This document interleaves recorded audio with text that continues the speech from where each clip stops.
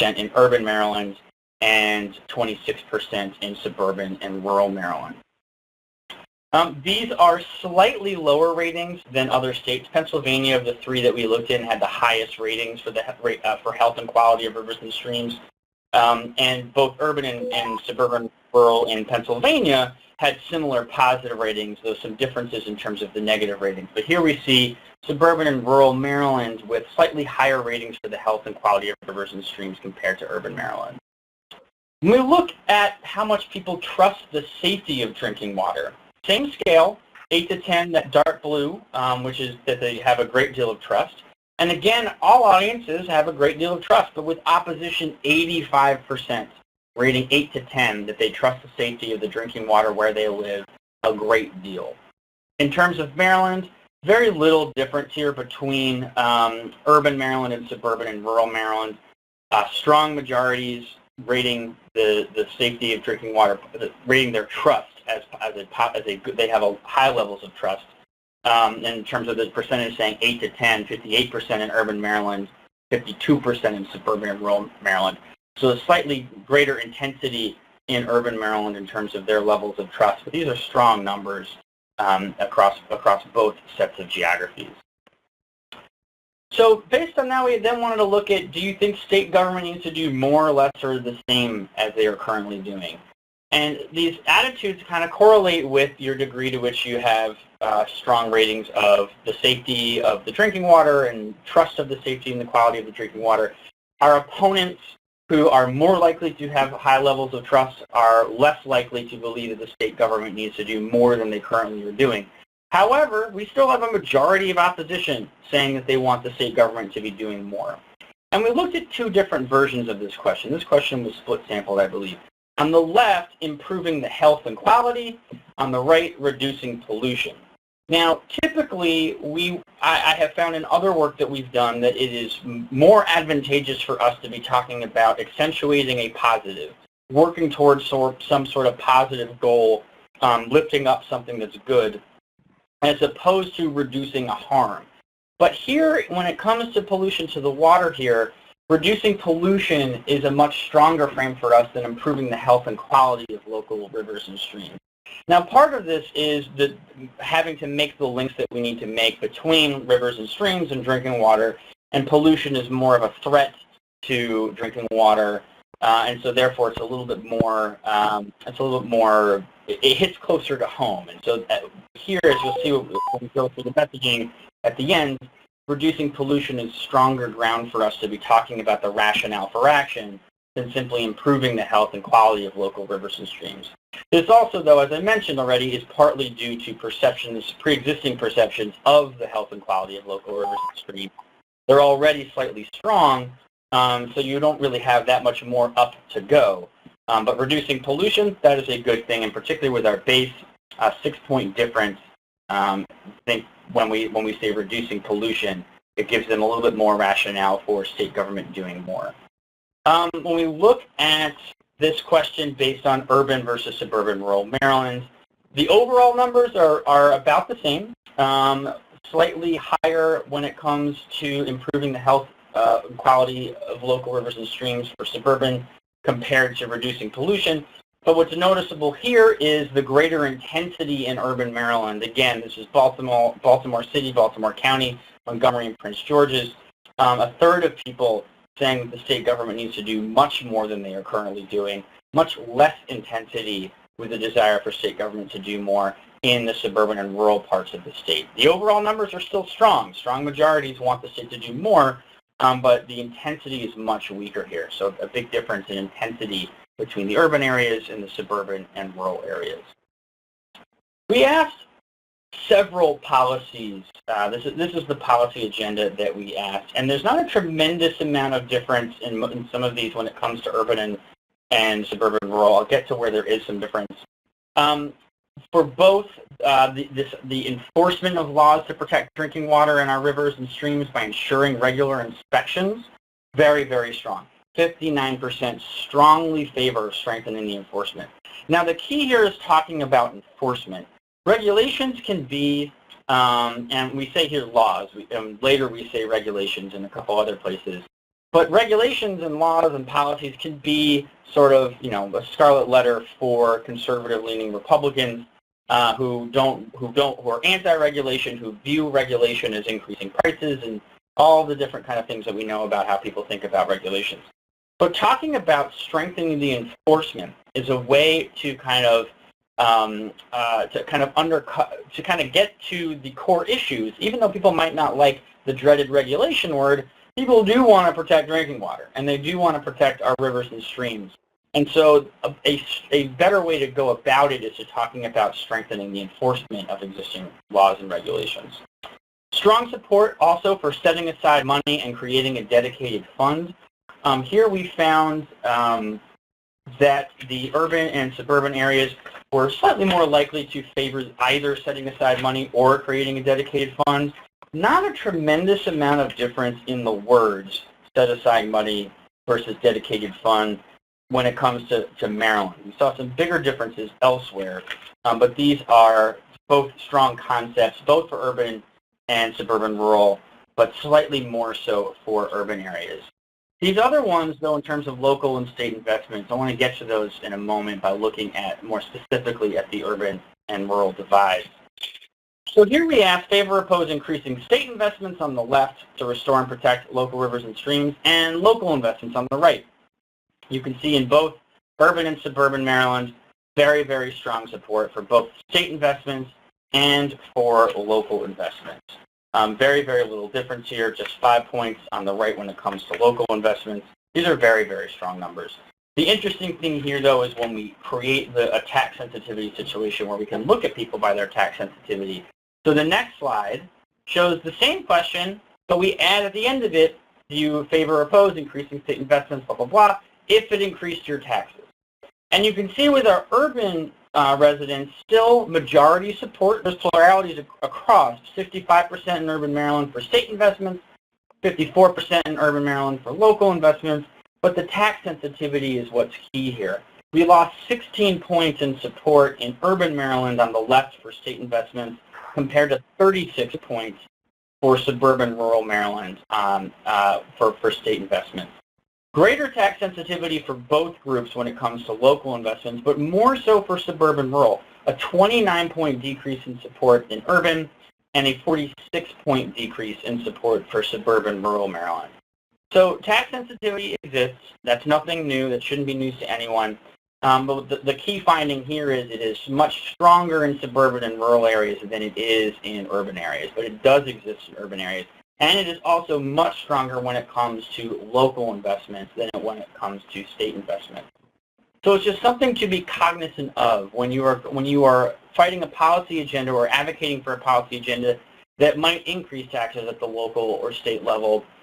You're going to face some headwinds, more likely in the suburban and rural areas, and certainly more likely in the older, whiter, more conservative Republican pockets of the population as well, which frankly is consistent with what we've seen in data on this and other issues elsewhere in other states and nationally as well.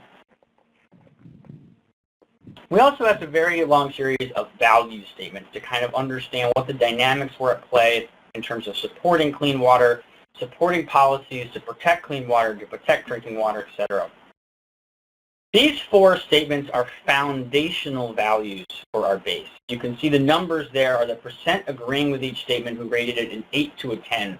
And you have near universal agreement with our base, but strong agreement, frankly, with our persuadables and even our opposition on these. We need to protect the water supply in our area so that people have access to clean and safe drinking water. We have a moral responsibility to future generations to restore and protect the water we drink. Everyone needs to take steps to reduce pollution, including businesses and farmers, and clean water is essential to our economic future. Foundational values for our base. However, there are some interesting lessons, I think, when we look deeper in the data in terms of people's reactions to the dial messages and then looking at what the opposition messages as well. And I'll get into that in a moment when I talk about restoring and protecting versus just protecting, and also this notion that clean water is essential to our economic future. If we look at some additional statements, here we have moral responsibility to future generations to restore and protect our drinking water. On the previous slide, we had said to have access to clean and safe drinking water. Still very much strong support with our base, but slightly less so. Government has a responsibility to provide clean and safe drinking water, that second line, compared to the line, the second from the bottom. Government has a responsibility to provide clean and safe drinking water and to keep our rivers and streams clean. Very little difference in terms of agreement with our base, only 1 point. Very little difference in agreement with our persuadables, only 3 points. But we lose 18 points, of our opposition when we add this notion that we also need to keep our rivers and streams clean. That is a good sign to me, actually, that we are keeping our persuadables but losing our opposition when we are giving a broader definition of what government responsibility is for. Remember, our persuadables are 63% of our population. Our opposition is only 14%. And we're not interested in finding language that works with our opposition. We want language that works with our base and our persuadables. So when we have a larger, more encompassing definition, not necessarily a broader definition, but a more encompassing definition in terms of keeping our rivers safe and clean, not just talking about safe drinking water, and we keep our base and persuadables, that to me is an important finding that keeping our rivers and streams clean is good language for us to differentiate ourselves from the immovable opposition that we're not going to win on certain things. The other thing I wanted to mention, I was alluding to on this past slide, we need policies that recognize that drinking water is essential to our health. These are very, very strong numbers of agreement here on this slide. You see on the previous one, they're even stronger when we talk about our economic future. I think it is better for us and for you all to be talking about the importance of drinking water through a health lens than through an economic lens. And you'll see when we get to the messaging, the health messages were stronger than one that was more economy focused.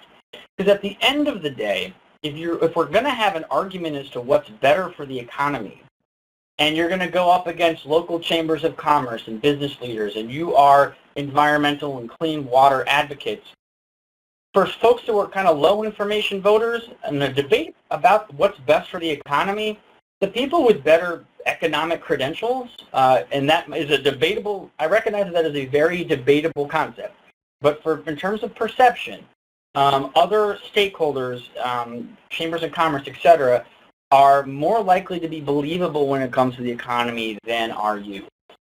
Health, however, is something that you can own. Health is also closer to water. It is closer to the values that are important for us in terms of ensuring that clean water is safe and that it's safe that drinking water is safe to consume, etc. So here's strong levels of agreement that drinking water is essential to our health, and we need policies that recognize that.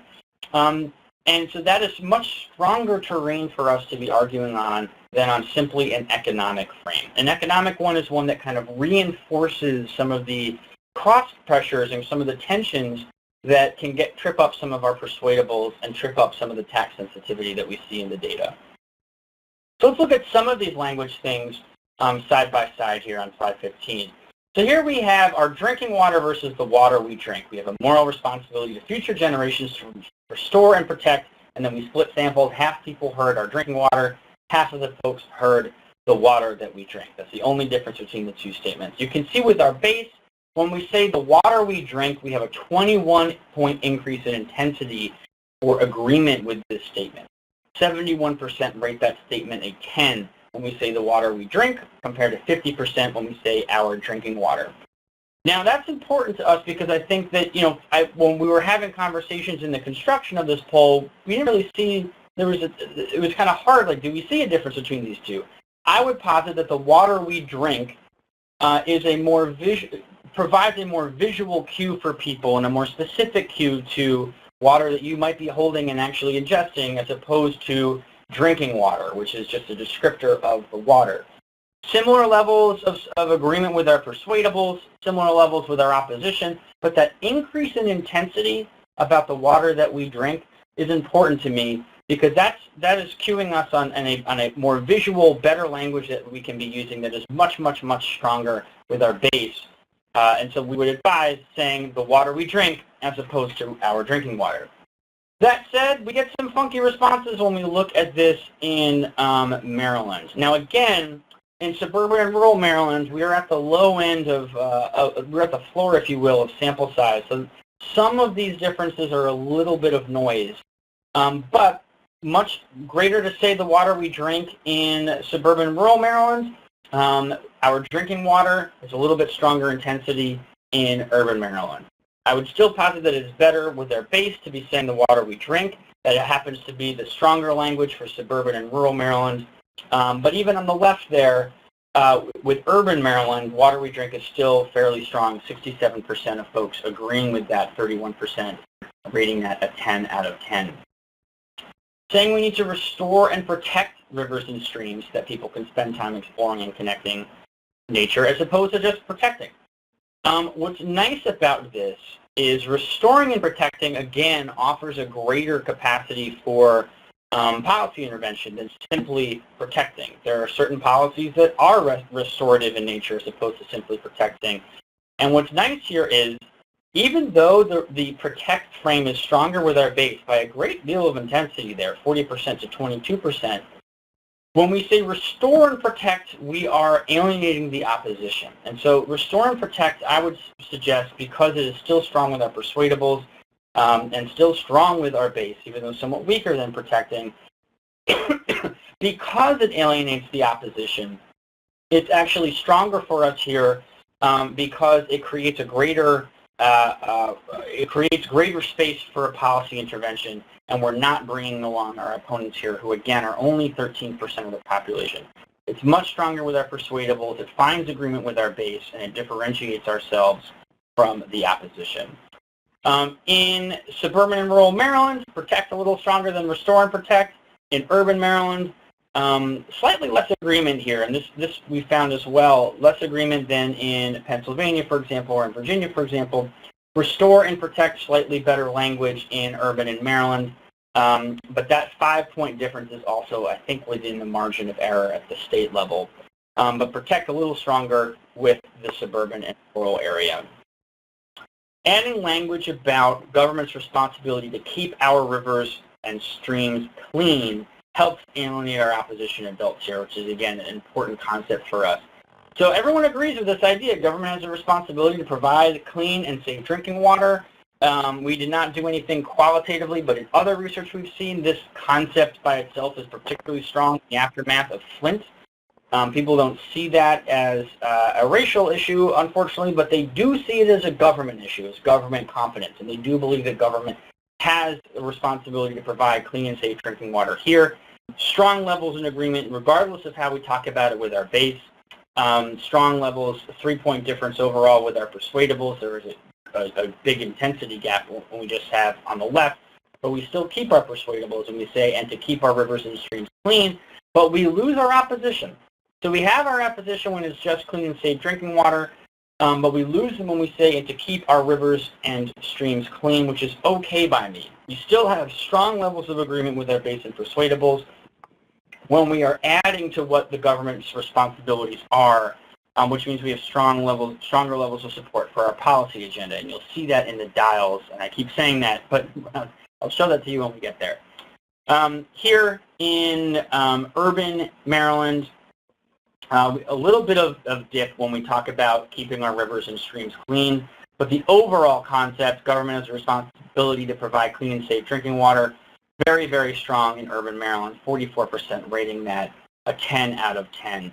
I'd still argue that 58% is strong, but it is a little bit weaker in urban Maryland when we do add this idea of keeping our rivers and streams clean. In suburban and rural Maryland, though, a big difference in intensity. Again, some of these kind of weirdness might be just due to sample size. That 72 to 66 on the right is within the margin of error at that sample size. So overall here, we do just have a little bit of a recognition within urban Maryland that focusing just on clean, safe drinking water is slightly stronger than when we do add this extra to keep our rivers and streams clean. Although I would still argue, because of where our base and persuadables are on it, that there is room to talk about keeping our rivers and streams clean. Clean water versus drinking water, again with our base here, drinking water as opposed to just clean water. So clean water, that's good, that's important, people agree with that as a concept. Drinking water, now we're talking a little bit more close to home, and you saw on the slide a few slides ago that the water we drink is even more powerful than simply drinking water. But drinking water, much, much, much more powerful term with our base. Both are strong with our persuadables, and that is also a good thing. Drinking water, greater agreement in suburban rural areas, while clean water, greater agreement in urban areas. On the right there, that might just be outside of the margin of error, so it's slightly better with drinking water. And the numbers on the left there, clean water slightly stronger in urban Maryland. This slide, this is a little bit of a misnomer because this is kind of an unfair test. These two are not necessarily language tests. They are, should we talk about the differences between people's active responsibility in taking action in the positive affirmational way, everyone needs to take steps, versus on the right, I should not have to do more than others when others are not doing enough. Kind of going to that individual responsibility, and if others aren't doing enough and I don't need to do much, is largely rejected by folks. There's some agreement with persuadables and opposition, but it's largely a rejected comment, a rejected perspective. Everyone needs to take steps to reduce the pollution to our rivers and streams, including businesses and farmers. Overwhelming agreement with our base and our persuadables, the majority of our opposition, frankly. And then very little difference when it comes to urban versus suburban rural Maryland. That inclusive assertion of responsibility, much, much more powerful and positive terrain for us than talking about an individual objection to doing more than others. So with that as our language test, I'm going to show you now the dial messages. And as I show you these, let me just tell you what happened. So folks you see this little screenshot here. We played for them the message, and then they dialed 0 to 100. So the cursor started at 50, and if there was language that people liked, they moved the cursor to the right. If there's language to the left, if there's language that they didn't like, they moved the cursor to the left. And they listened to several different statements. The first statement I'm going to show you is the opposition message, which you can see here. All of our messages beat the opposition message. We judge a message based on two different scales. One, the mean dial rating. So that's the average dial rating they gave as they were dialing the message, and that's their unconscious mean, as you might hear me refer to that. And you can see very little difference between urban and suburban rural Maryland. Just 2 points on the top message, health-focused, identical with community. 3 points on the next best message, water is human experience. And also very little difference from on the opposition, just 2 points difference. And then we asked people as a follow-up question, how convincing did you find this message? Because you just dialed it and you gave us kind of what your ratings were, but now that you're actually thinking about it, how convincing was it? Much stronger ratings for our messages in the opposition. You can see the top message for the urban area, water is human experience, 76 was the mean convincing rating compared to 61 on the opposition. Community in the suburban rural area, 80 compared to 65 on the opposition. Now, as I play these, there's very little difference, frankly, between urban, suburban, and rural when you look at the dial messages, and there's not a lot of difference by state either. What informs the differences on how people reacted to messages were their attitudes. So I'm going to show you the dial ratings for base, persuasion, opposition, and then I'll show you the convincing ratings, though, for the urban and suburban rural parts of Maryland as well. So the first one I want to play for you is the opposition's message. And you can see here the numbers in parentheses are the average dial rating for these groups. And you'll see that the activists kind of very quickly realize that this is not for them. So I'm going to play this, and then we'll discuss how well this one performs. We all love our families and want a better world for our children. But some people want to increase taxes and create burdensome regulations around water that will hurt middle-class families and their children. We need to focus on creating good-paying jobs, attracting new businesses, and growing our economy. Raising taxes right now for government water projects would set us back. It would hurt our local economy, cut jobs, to make it harder for people to make ends meet. We need to create jobs and encourage new businesses, not raise taxes on hardworking families to pay for more government spending. So now the key for me in this message is, and this kind of is just a standard anti-tax and spend, anti-government regulation, we need to focus on jobs kind of conservative message. And we try to tailor it towards the policy agenda that we're advocating for. But what's important to notice here, I think, is the green line for the persuadables. They are in positive territory. Now, we do better with our messages than the opposition message does with persuadables.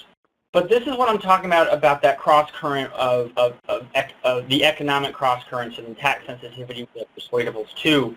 I'm not going to play for you the economic message, but it did not do as well with our persuadables as the health-focused message, which is the next one that I'll play for you, which was our strongest message on our side. To underscore the point that focusing on health and connecting that to water is stronger terrain for us and avoid some of these cross-currents where if we're talking about the economy, we're coming very close to dangerously reinforcing the opponent's perspective and kind of playing on their turf, as it were. So in terms of the convincing, you see the opposition absolutely loved this message. And the persuadables had fairly strong ratings on this as well in terms of their convincing. 34% rated it, and 80 to 100 on the convincing. Two phrases that really worked for our persuadables: we need to focus on creating good-paying jobs and encouraging businesses. Very strong statements for our persuadables. You can see here somewhat strong ratings with urban and suburban rural Maryland, a little stronger within suburban rural Maryland, 19%, frankly, giving that a 100. Very convincing. What's nice, though, is we beat this message with our three strongest messages, both in terms of how we beat base and persuadables, and also how we beat the urban and suburban areas of Maryland. And lastly here, just note, activists absolutely, completely reject this message. Just 4%. I don't know who of you that is. 4% says that was a convincing message. Just completely falls flat with opposition. So let me play the top testing message here on our side called Health Focus. Hey, Jonathan, this is Kristen. Sure, one second. Go for it. Before you play, so Lisa Alexander had a quick question that we thought might be good to answer right now. She asked, what does urban Maryland include? Is that close in the suburbs as well, or is it urban strictly city limits? It's Baltimore City, Baltimore County, Montgomery County, Prince George's County, and a small sliver of the north and a small sliver of the eastern shore. All right, thank you. No problem. So let's play Health Focus. Our family's health matters, and clean water is essential to our health. When old infrastructure and poor planning lets dangerous chemicals like lead into the water that our children drink, we need new solutions. Thankfully, we know what works. Through smart planning and development, we can prevent pollution from reaching our rivers and streams, keeping them clean and our drinking water safe. We must make water a priority because our health is a priority. We must take the necessary steps to ensure that the water we use to clean our dishes and that our children use to brush their teeth is safe. So our base, who remember is around a quarter of the sample, lockstep with our activists on this. Our family's health matters and clean water is essential to our health. We start with a very, very strong value, and we start on a values terrain before we get into our policy agenda. And when we get into our policy agenda, the base and the persuadables are dialing up throughout it. Our opposition plateaus. And frankly, on an issue like this with such universal appeal of the connection of water to our health, I will take a plateauing opposition as a victory, rather if we can't completely have them dialing down here. In terms of the conscious ratings, incredibly strong with our base and our activists, much stronger with urban and suburban rural Maryland than was the opposition message, and also much stronger with our persuadables than was the opposition message. The other thing that to keep in mind here is, as Celinda from the president at Lake Research likes to say, we no longer live in a 30-second soundbite world. We're in a 10-second soundbite world. And so if you can't get people to agree with you super quickly in those 9 seconds, you've lost them. And here, when we start with a foundational value, our family's health matters and clean water is essential to our health, that is a 9-second, and we've connected with everyone who we need to connect with. We have started on a values terrain, and then we can get into our strong policy agenda as well. As you saw there in terms of what falls short, the opposition plateaus when old infrastructure and poor planning lets dangerous chemicals like lead into the water that our children drink. We need new solutions. They do not dial down. I would still kind of posit that that is, relatively speaking, a good thing here. For the sake of time, I want to play the next two messages as well so I can leave time for Q&A. This next one was also very, very strong with our base and persuadables and also helped move people towards taking action. We all want to live in the best places for our family. Ensuring that clean water flows through our rivers and streams is an important part of making our community a place we are proud to call home. Clean drinking water is essential, and clean rivers and streams provide places for people to enjoy the great outdoors. We need water to fight fires and grow food, and clean water contributes to a greater quality of life. We can preserve what makes our community great for our children and grandchildren if we invest in protecting our water supply and preventing pollution in our rivers and streams. Once again, our base and our activists dial up throughout the entire message. Our persuadables dial up. They dial up even when we're getting to our policy agenda and talking about investing in protecting our water supply. And when we start talking about investing, that's when we get the opposition to dial down. They hear investing, they know we're talking about taxes for them. But for our base and our persuadables, strong support throughout for our entire policy agenda here. Again, this message starts with a very strong value in terms of connecting to family. So we all want to live in the best places for our family. Therefore, ensuring that clean water flows through our rivers and streams is an important part in making our community a place you're all proud to call home. Again, rooting that in this notion of family is very, very powerful for us. Clean drinking water here, very strong language with the base and the persuadables. People are dialing up for that. Clean drinking water is essential, and clean rivers and streams provide places for people to enjoy the great outdoors. That recreation argument also very strong with our base and our activists. And then when we get to our policy agenda, towards the end here, we can preserve what makes our community great if we invest in protecting our water supply and preventing pollution in our rivers and streams. Our base and our persuadables are still dialing up at that, but our opposition starts dialing down. This message has very strong conscious ratings, again, with our base. How convincing did you find this message? 81% convinced, 80 to 100. Our opposition, which still dialed positively, much lower in the convincing rating. Only 30% found it to be convincing. Strong with our persuadables and our activists, and again, much stronger actually with our suburban and rural parts of the state than with the urban part. But the dial ratings are very, very similar here as well. One last message on our side that was also very strong and helped predict the shift towards increased interest in joining together. This one we called Water as Human Experience. Oh, let me start that over. Every day, water connects each of us to others in our lives. It fills the pools that bring children relief on a hot summer day. It runs through the rivers people enjoy by fishing or boating. It fills our glasses and is in our morning coffee and the beer or glass of wine we may enjoy with dinner. Without water, there is no life. We must protect the water around us and keep our water safe and clean, which means building projects to restore and protect our local rivers and streams, because water brings us together and is central to life. Now here, remember when I said we live in a 9-second world? Well, this one, it kind of got us to 20 seconds before we got to our point here. So if we could have rewritten this, we would have maybe done with fewer of the analogies in the beginning to kind of draw the point that water connects each of us to others in our lives. The overall concept, though, I mean, you can see the base, all of the groups, frankly, are dialing up when we're using that language.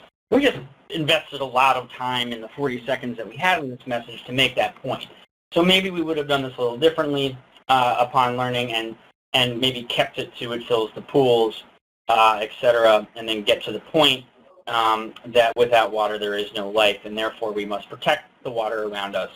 So we're using this human experience to make the point that water connects to all of us. But again, there's still a lot of health going on in here.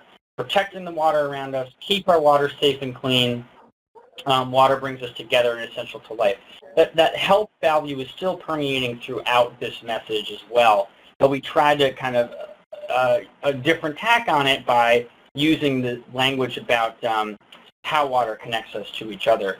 Our base and our activists love this message. It was a little more flat with our persuadables than the previous two that I played. You can see they're a little closer to the opposition here. And though they did have a relatively strong convincing rating, 46% finding that convincing. But this one, because it had such a slow takeoff, the concept is good, the imagery is good, and it can be useful in certain contexts for communication. But it took a while for us to get to the point here. Yet, I will say, this message was stronger than one that was focused on an economic frame. So the health concept is still, and kind of playing with that value in a couple different ways, is still much, much stronger terrain for us than is the economic concept. Let's show what happens after we play these messages. So we ask some questions pre and post. So we ask people questions before the messages, and then we re-ask them the same questions afterwards. Let me turn the volume down so that we could see, did our messages move everyone? Because we can get these wonderful, great high ratings, but if they don't increase people's willingness to take action or join together or views on the issues, then what good is it? If it's interesting and it sounds good, but does it actually do anything for us? The good news is these messages did do something for us, and the health and the community message are the ones that regressions show help drive people towards wanting to take action. So we asked, how interested are you in joining together with other people in your community to take action to restore and protect the health and quality of local rivers and streams in your area? The dark blue are those who consistently say they're very interested, both before and after. The lighter blue are those who have are interested and are more so after messaging than they were before messaging. So if someone goes from a 6 to an 8, they are toward interested. If someone goes from a 3 to a 6, they're interested. If they go to a 1 to a 3, though, they don't count because they're still on the disinterested side of things. Just 4% of our base move away from us, so we have a 32-point difference there between the percentage who move towards us or towards being interested in taking and joining together versus those who are less interested. And within our persuadables, 31 to 11, more likely to move towards interested after the messages. And again, it's that health and that community message that helps drive this. The opposition, they are still not interested, 34% not interested initially and after messaging. 18% are interested in taking action. And in terms of the movement, that 12 to 10 is well within the margin of error. When we look at Maryland specifically, our suburban and rural area, 41% are interested in taking action. That's a very good sign. They are among those who are more likely to be solidly in favor of being interested. The movement in Maryland is much less so than the base of persuadables, though there is still a movement. 28 to 10 in urban Maryland, so an 18-point difference in people moving towards being more interested, and an 11-point difference in suburban and rural.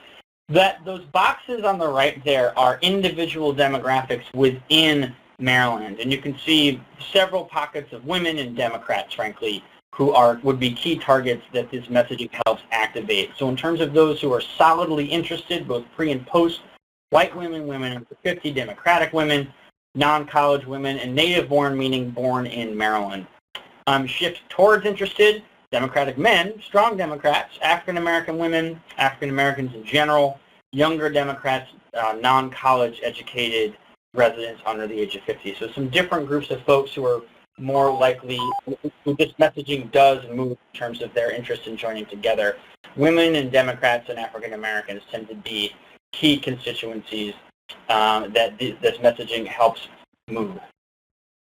I'm going to go over this real quickly. We looked at various messengers, and with our base, water quality scientists, and environmental organizations were all the strongest messengers when it comes to issues surrounding rivers and streams. Environmental organizations slightly better with our base than nonprofit organizations, but about the same with our persuadables. Nurses are the most popular across all three groups. They are the most popular among our opposition, and very strong with persuadables as well. That's consistent with other research. Nurses, I think when the annual Gallup poll has nurses as the most trusted profession in the country. So it is not a terrible surprise that they also link here to being strong messengers in terms of trust when it comes to issues surrounding rivers and streams. Even more so if we're talking from a health perspective as well. So with that, here is our final kind of messaging, words to use and lose. As I mentioned in the onset, saying prevent pollution instead of reducing pollution, to my surprise, it helps generate more urgency and provides a greater space for our policy solutions. That is not something I would have expected.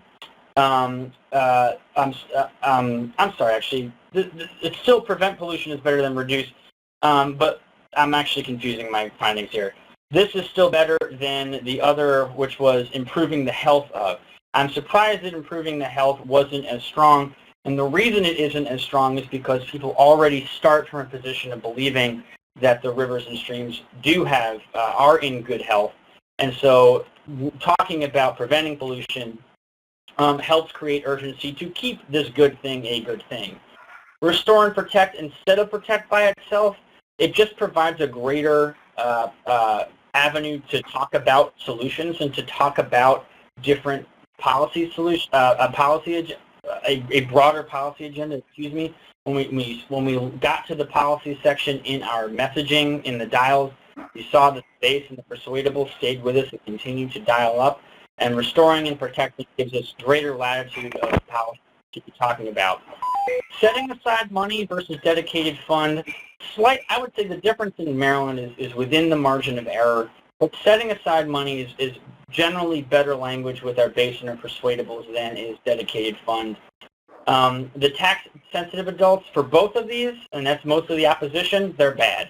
But set aside is stronger language for those who are not necessarily tax-sensitive. It doesn't raise the specter of increasing taxes. The water we drink versus drinking water, I mentioned that. The water we drink, in addition to just being stronger with our base, it's just more visual language and hits a little bit more closer to home and personalizes this issue in the health frame slightly more so than drinking water, which is still good language. As I mentioned already, water is essential for our health. It is essential for our economy, and you saw that is water being essential for our economy is a very, very strong foundational view of our base. But health is a much stronger values orientation for us, and that comes through when we look at the dial messages.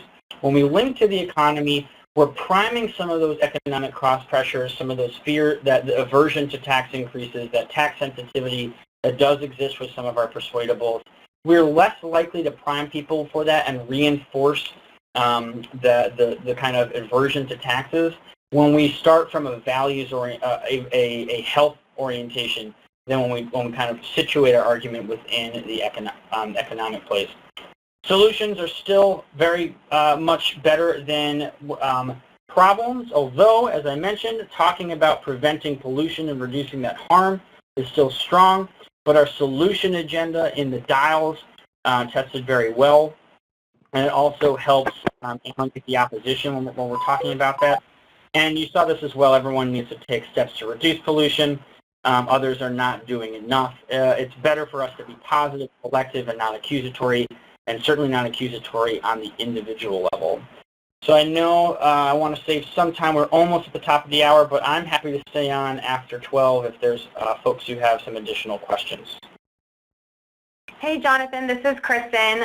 Thank you so much for that. So there is one question that came through our chat box when you were presenting, and I know this is a question that came up in Pennsylvania as well. People were asking, if this polling was done before the election or after.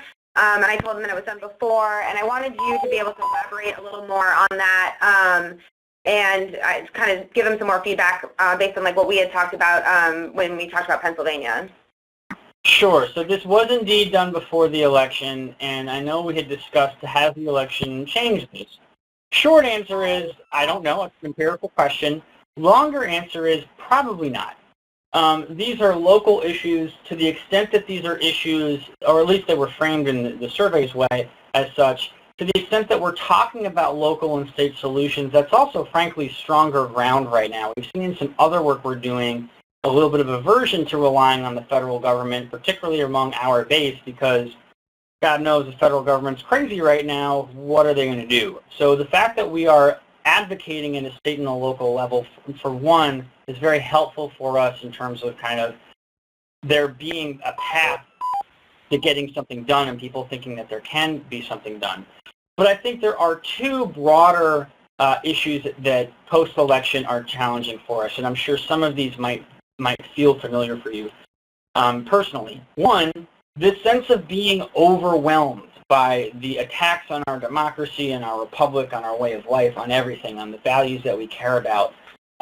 If you're paying attention to the news and you are broadly speaking a progressive, it's overwhelming right now, and that's a challenge because it's where what's the most important thing to be doing right now? You might be a clean water activist, but my man, right now you need to spend, there might be a tendency to think that you need to focus your attention on stopping a travel ban or stopping a border wall. So the sense that there's just an overwhelming assault on issues and values that people care about, at least on the progressive side of things, is definitely a challenge for organizing. Now, with Pruitt being the head of the EPA, there is no doubt a overwhelming assault on environmental issues. You saw the regulations that overturns clean water, the regulations that were going to protect water from coal byproducts, which are just But so there's plenty of outrage to feast on, and that is helpful when it comes to kind of short-term clicks and fundraising dollars to kind of feed on that short-term outrage. But it is both a challenge for long-term activism for two reasons. One, because there's just such a wide variety of things to be outraged on. And two, because we need to be having something to work towards as opposed to just defending. And defense is tough to play for a very long time to keep people active for that. Sounds like there's some other folks on the line who wanted to say something. Or mute the lines? Okay. The other thing I would say is we have seen some research now where I had to invoice them last week, and then I did when I was typing his name, it came up, but it was populated with all his personal. There's someone on the line. So that's why I made another one because I tried to add other stuff, but then I didn't want to erase his private information, so we want that, but then I just so confused. There we go. The other issue kind of post-election is there are we have found when we tested Dylan research, Dylan messages kind of posing Dylan that opponents, conservative men, are reacting to that messaging as, quote, fake news, as a lie. And so thankfully, we don't rely on villain language in here, so it's not something that we need to worry as much about. But there are some definite new dynamics at play in the Trump administration, kind of people's reaction to negative messaging. Fortunately, I think for us, we have a local agenda, a state and local agenda that provides kind of a space where people think that action can happen and progress can be made. And we have enough positive values orientation to be focusing on without kind of generating this, this brave new world we live in terms of people attacking points of view that they disagree with as being fake news. So we have strong terrain from which to continue forth with. Thanks, Jonathan. If anybody missed any of that because of the feedback we were getting, he actually typed up a response to that question in an email, so I can go ahead and forward that around to the group along with the recorded link for this presentation. Does anyone else have any questions for Jonathan?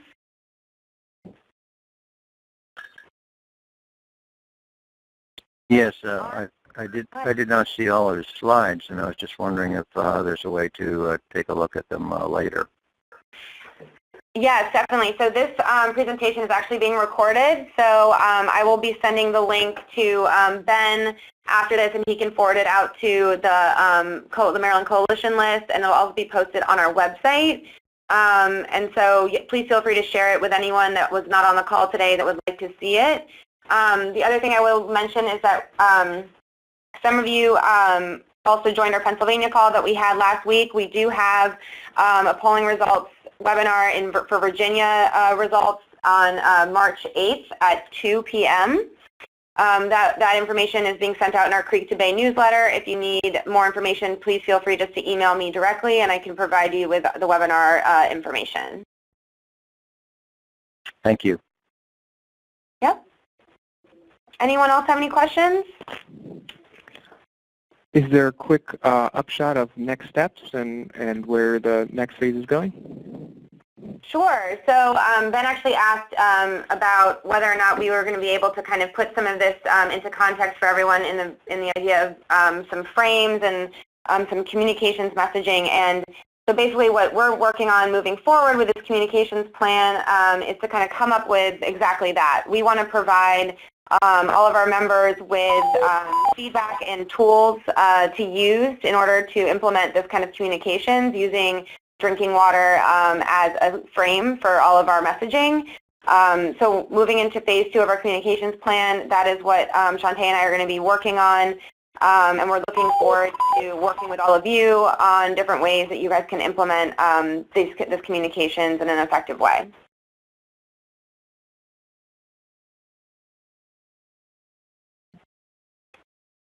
All right. Thank you. Yeah.